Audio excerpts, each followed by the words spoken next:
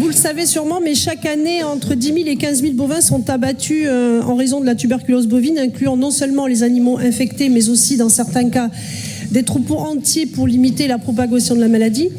Cette politique d'abattage systématique entraîne des drames humains, économiques considérables pour nos éleveurs.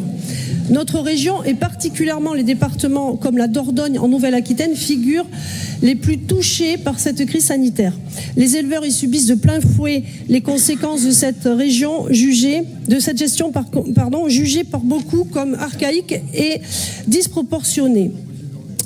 Malgré la baisse de nombre de foyers en France, la situation reste inquiétante en Nouvelle-Aquitaine.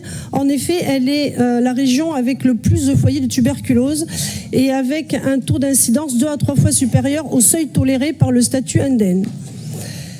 Si en comparaison la situation de 2013, le nombre de foyers a nettement diminué, la région abrite encore plus de la moitié des foyers recensés à l'échelle nationale. La solution apportée à cette problématique est unique et systématique, c'est l'abattage.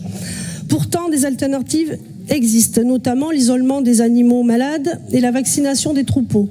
Déjà pratiquée avec succès dans d'autres pays européens, cette mesure permettrait de préserver les élevages et de réduire l'impact économique pour nos agriculteurs.